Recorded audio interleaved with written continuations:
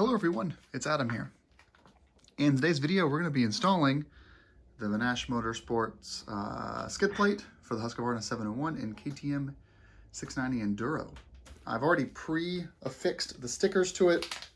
I was actually concerned in the ad that it would come with the stickers pre-installed.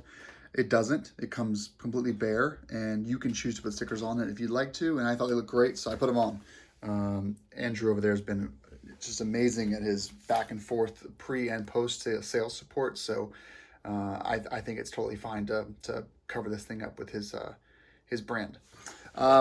So here we have the instructions. Pause if you'd like. Basically, we're going to be installing a bracket first and then cutting over to this plate, which I'm concerned about the coverage between the plate bolt heads and the engine case, but we'll see how that looks when I get done. You also have some guides here that to get installed, and then here's how everything goes together.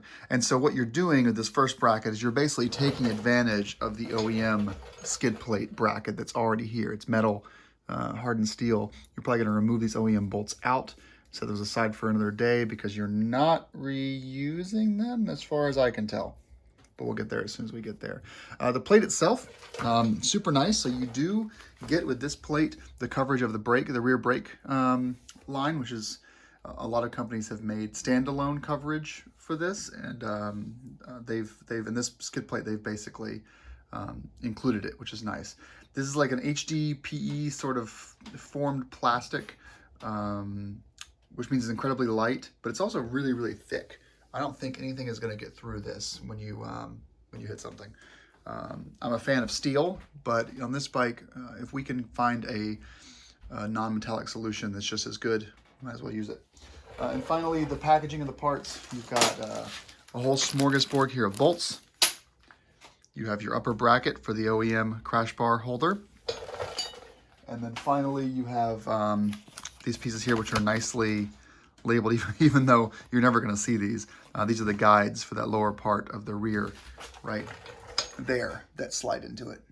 Cool, let's get started. Okay. All right, so the skid plate is assembled now. I'm going to go through this real quick with you guys. So you have these pieces on the side right here. You've got this piece right here, and you can see kind of the bolt height there. Hopefully there's no contact with the motor. And then finally your front bracket. I Loctited everything despite the fact that these actually are locking nuts, so that's totally optional. What I will say as far as advice on the center plate goes, it is straight, but the skid plate is slightly curved. And so when you put this on there, you're gonna be like, there's no way I'm gonna get thread.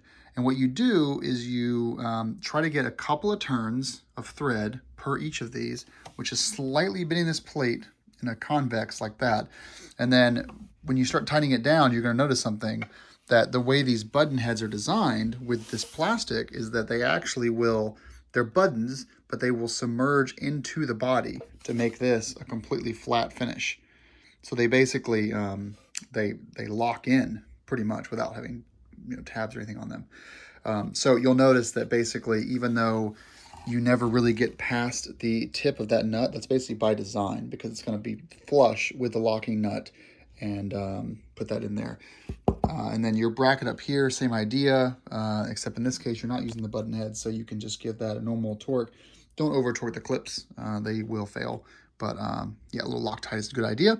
And then finally, these pieces here, you come in from the bottom, and these are the carriers. So I assume that on and off will be super easy. What you're gonna do is you're basically gonna slide this onto those carriers that exist right there and right there.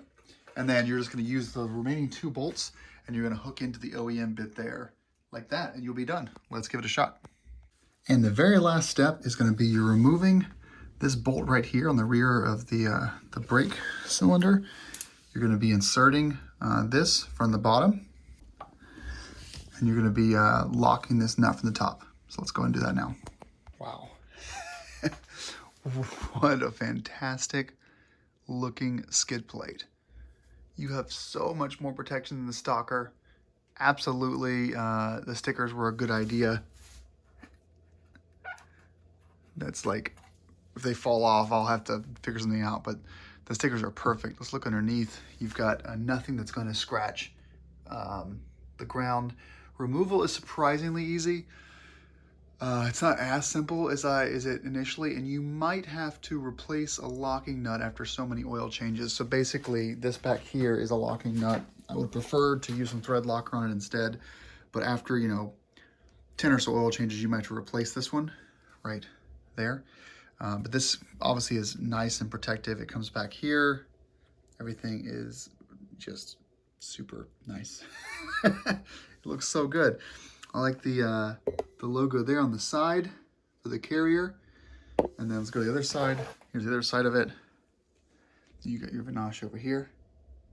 One thing I'm surprised about, didn't come with any sort of dampers or little foam pieces. So you see how this kind of plays in space here? All right, stop the presses. I just mentioned how, isn't this weird? There's no damping on here. And I was gonna send him a message about like, hey, have you ever thought about including some kind of a bushing that keeps this from rattling around in there? Well, I just remembered. I already have those. They come on the skid plate from Husky. So, yeah, take these off and throw them on here. Problem solved.